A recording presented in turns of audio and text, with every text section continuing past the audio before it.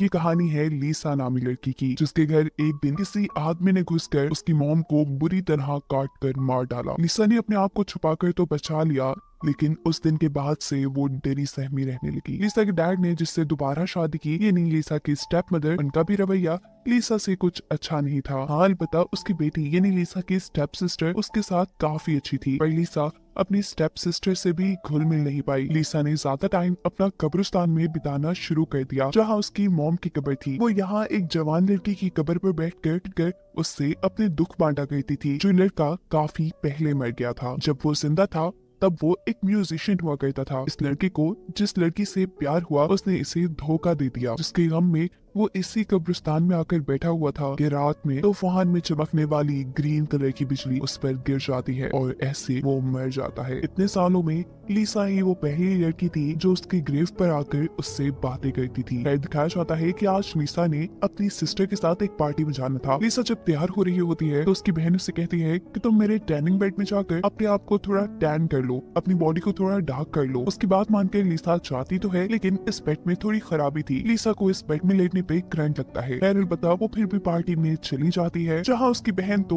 अपने फ्रेंड्स के साथ बिजी हो गई थी और लीसा यहाँ बेचारी अकेली। यहाँ एक लड़का शरारत में उसके जूस में कुछ मिला देता है और फिर उसके साथ बदतमीजी करने की कोशिश करता है। तब लीसा उसे बचकर वहाँ से भाग आती है। अपने साथ होने वाले इस वाकये से वो बहुत ज्यादा दुखी थी। वो इस लड़के की कब्र पर बैठी हुई दुख में कहती है कि काश तुम मेरे पास होते। ये कहकर लीसा अपने घर आ चुकी थी और पीछे दिखाया जाता है कि आसमान में आज दोबारा से ग्रीन बादल छाए हुए हैं। वो अब घर आती है। उसे अभी भी इतना गुस्सा आया हुआ था कि उसने अपने घर का एक मिरर तक तोड़ दिया था और उसके ऐसा करते साथ ही हम आसमान से ग्रीन बिजली को कब्रिस्तान में गिरते हुए देखते हैं। ये बिजली उसी लड़के की कब्र पे गिरी थी जिससे लीसा बातें किया करती थी और अब वो लड़का जिंदा हो चुका था, जिसकी खबर अभी किसी को नहीं है। दिखाया जाता है कि लीसा के उठने पर उसके स्टेप मॉम ने उसे बहुत डांटा है, क्योंकि रात में उसने घर का शीशा तोड़ा है। वो उसे इस शीशे के पैसे मांगती है। हालांकि लीसा तो कोई जॉब भी नहीं करती, उसके डैड भी उसका कोई साथ नहीं देते और ऐसे लीसा को नुकसान भरने के लिए एक पार्ट टाइम जॉब करनी पड़ती है। जब वो घर आई तो उसने देखा कि सब लोग खाना खा चुके थे और वो लोग मूवी देखने जा रहे थे। लीसा की बहन उसे भी साथ चलने को कहती है, लेकिन लीसा थके होने की वजह से उनको मना कर देती है और उनके जाने के बाद खुद एक हॉरर मूवी लगाकर बैठ जाती है। इस वक्त अचानक उसके घर पर कोई घुस आता है जो लीसा को कोई भूत या ज़ॉम्बी लग रहा था। उससे बचने के लिए वो कभी इधर भागती है तो कभी उधर और आखिर में छत पे चढ़ने का फैसला करती है, जिस पे चढ़ने से वो नाकाम हो चुकी थी और गिरती है वो उसी भूतिया आदमी के ऊपर, जिसके अंदर से ग्रीन कलर का गंदा लिक्विड निकलकर भी लीसा के ऊपर गिर जाता है। गार्डन में चलने वाले शॉवर से इस लड़के के ऊपर से मिट्टी हट जाती है और ये घर के अंदर आ जाता है। लीसा उसे पहचान नहीं पा रही थी। तब वो लड़का उसे इशारों में बताता है कि मैं वही ग्रेव वाला आदमी हूँ जिससे तुम बातें करती थी और मैं तुम्हारी उसी विश की वजह से जिंदा हुआ हूँ जिसमें तुमने बोला था कि काश तुम मेरे पास होते। लीसा को अभी भी कुछ समझ नहीं आ रही थी, लेकिन समझने से ज्यादा जरूरी था इस आदमी को नहलाना, क्योंकि इसके अंदर से बहुत ज्यादा गंदी स्मेल आ रही थी। यहाँ हम देख पा रहे हैं कि इस आदमी का एक हाथ नहीं है और साथ में उसने लीसा को दिखाया है कि उसकी जुबान भी नहीं है। वो जब नहाकर बाहर निकलता है तो लीसा देखती है कि उसका एक कान भी नहीं है। वो आदमी लीसा को समझाता है कि मुझे तुम्हारी मदद की जरूरत है अपने बाकी सारे बॉडी पार्ट्स ढूंढने के लिए। इससे पहले ये लोग आगे कुछ बात करते लीसा की फैमिली घर वापस आ जाती है, लेकिन घर की हालत तो बहुत ज्यादा बुरी हुई हुई थी। इस ज़ॉम्बी से बचने के लिए चीजें कुछ इधर उधर पड़ी थी तो कुछ टूट चुकी थी और लीसा की स्टेप मदर का मानना था कि ये सब लीसा ने जानबूझ के किया है। वो अपने हस्बैंड से यानी लीसा के डैड से कहती है कि तुम्हारी बेटी पागल हो चुकी है और अब हम इसे पागल खाने छोड़ाए। लीसा उन्हें बहुत बताने की कोशिश करती है कि ये सब उस क्रिएचर की वजह से हुआ जो उनके घर में घुस आया था, पर उसकी कोई बात नहीं सुनी जाती और ये सारी बातें वो क्रिएचर भी कमरे में सुन रहा था।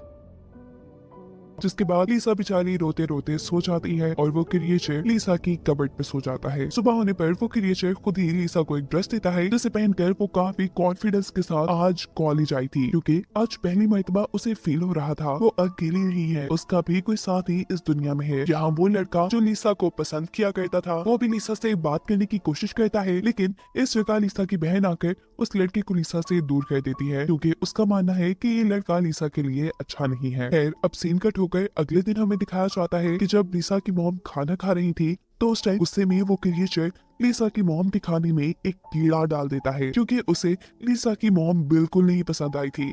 वो लीसा के ऊपर हर वक्त कोई ना कोई जुल्म करती रहती थी। इस कीड़े को देखकर इस औरत को लगता है कि ये सारी भी लीसा की शरारत है और अब वो ये फैसला कर लेती है कि अगर वो कोई पहला काम करेंगी तो वो लीसा को पागल खाने छोड़ कर आने का करेंगी। हालांकि उन्हें तो आज एक कॉन्फ्रेंस में जाना था, पर वो सब कैंसिल कर देती हैं लीसा को पागल खाने छोड़ने के लिए। वो जब लीसा को लेने के लिए उसके कमरे में आती है और उसे बुरा भला कहना शुरू करती है, तो तभी वो क्रिएचर ऊपर से कोई चीज मारते हुए इस औरत को जान से मार देता है। लीसा ये देखकर घबरा जाती है, पर उसे ज्यादा दुख नहीं हुआ क्योंकि उसे तो ये औरत पहले से ही पसंद नहीं थी। ये क्रिएचर अब इस औरत का कान भी काट चुका था। लाश पे ये लोग क्या कहते, तो इस लाश को घसीटते हुए ये क्रिएचर और लीसा उसी कब्र तक ले आते हैं जिसमें से ये क्रिएचर जिंदा होकर बाहर निकली थी। लाश ठिकाने लग चुकी थी। अब घर आकर ये क्रिएचर लीसा से कहती है कि इस औरत का कान मेरे जिस्म के साथ सी दो। लीसा ने भी ये कान सी तो दिया था, लेकिन इस कान का कोई फायदा ही नहीं था क्योंकि ये क्रिएचर इस कान के जरिए सुन नहीं पा रही थी। तब ये क्रिएचर लीसा के हाथ में एक बिजली का निशान बनाते हुए उसे समझाता है कि ये कान तब काम करेगा जब उसे करंट लगेगा। लीसा को अब याद आता है उसकी सिस्टर का वही टर्निंग बेड जिसकी वजह से मूवी के स्टार्ट में उसे भी करंट लगा था। वो उस क्रिएचर को उस बेड में लेटा देती है और खुद अपने बालों को स्टाइल करने लगती है। साफ जाहिर हो रहा है कि लीसा अब काफी खुश है, काफी कॉन्फिडेंट भी है और ये सब हो रहा है इसी क्रिएचर की वजह से जिसे वो अपना दोस्त मान रही है। ये क्रिएचर जब उस टर्निंग बेड से निकलकर बाहर आता है तो पता चला है जो कान उसने सिया था वो भी अब काम करने लगा है। अब लीसा अगले दिन खुशी खुशी तैयार होकर कॉलेज जाती है। उसका कॉन्फिडेंस, उसका स्टाइल देखकर काफी लोग उसे पसंद करने लगे थे। कॉलेज में वो बहुत ज्यादा मशहूर हो गई थी और ये सब कुछ ही दिनों में हो गया था। अपनी इसी पॉपुलैरिटी का फायदा उठाते हुए लीसा उस लड़के से दोस्ती करती है जिसने मूवी के स्टार्ट में लीसा से बदतमीजी करने की कोशिश की थी। ये दोस्ती वो अपना बदला लेने के लिए कर रही थी क्योंकि अब हम देख रहे हैं कि लीसा इस लड़के को उस कब्रिस्तान में ला चुकी है जहाँ पर पहले से ही वो क्रिएचर मौजूद है। ये क्रिएचर बड़ी ही बेदर्दी से इस लड़के का हाथ पकड़कर काट लेता है। उसने ऐसा इसलिए किया क्योंकि उसके अपने पास एक हाथ नहीं था। उसका हाथ लेने के बाद वो लड़का मर जाता है। ये लोग उसे इसी कब्रिस्तान में दफना कर घर वापस आते हैं। पहले की तरह ही लीसा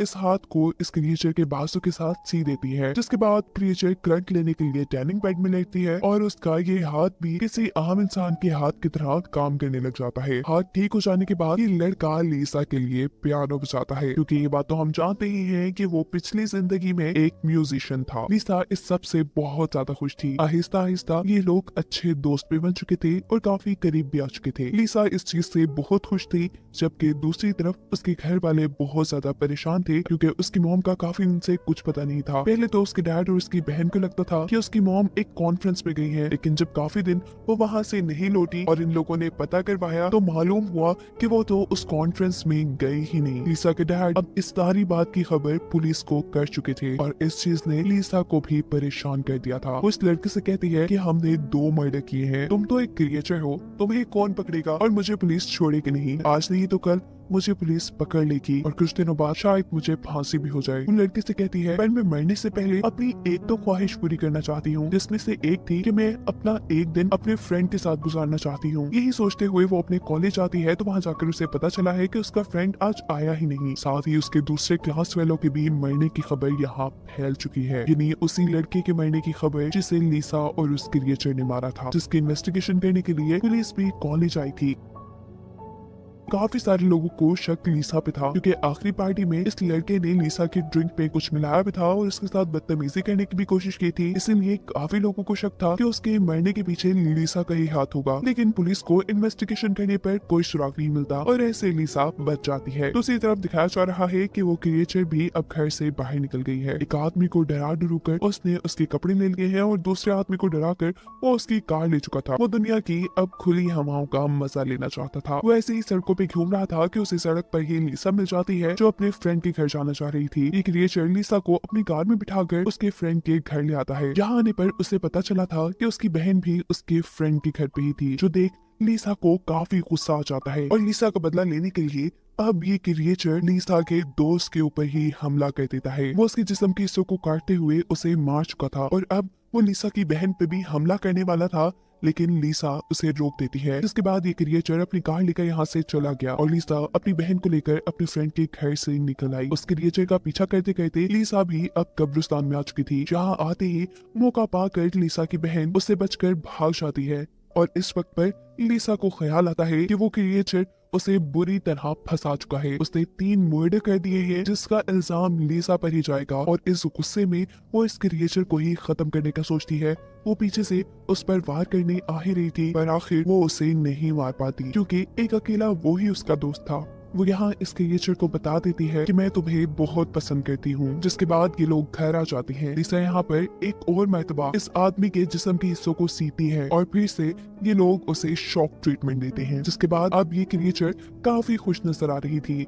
उसने एक रिंग पहना कर लिसा से शादी भी कर ली थी। इसी रात में पता चलता है कि लिसा को पकड़ने के लिए घर पर पुलिस आ चुकी है, लेकिन लिसा जेल नहीं जाना चाहती। वो हमेशा इस क्रिएचर के साथ रहना चाहती थी और इसका सिर्फ एक ही रास्ता था कि लिसा भी मर जाए। अपने आप को मारने के लिए लिसा टैनिंग बेड के अंदर जाकर उसकी हीट को फुल कर देती है और ऐसे कुछ ही देर में जल कर मर जाती है। कहानी के आखिरी सीन में दिखाया जाता है कि लिसा के डैड और उसकी सिस्टर उसकी ग्रेव पर प्रे करने आए हुए थे। जहाँ लिसा की सिस्टर नोटिस करती है कि उसकी ग्रेव पे लिखा है बिलव्ड वाइफ। वो लोग तो यहीं से चले जाते हैं और यहीं हमें वो क्रिएचर एक बेंच पे दिखाई जाती है जो कि एक किताब पढ़ रही थी, पर शुरू में तो उसके पास जुबान नहीं थी और लिसा ने तो किसी की भी जुबान उसके साथ जोड़ी नहीं थी। इसका मतलब है कि खुद ही इस क्रिएचर ने किसी को मारकर उसकी जुबान ले ली थी, जिसके बाद अब वो एक पूरा इंसान बन गया था। दिखाया जाता है कि गोद में उसने लिसा को लिटाया हुआ है, यानी उसने लिसा को भी जिंदा करवा लिया था और ये दोनों अब ये लाइफ एक साथ गुजारने वाले थे। और यही सब दिखाते हुए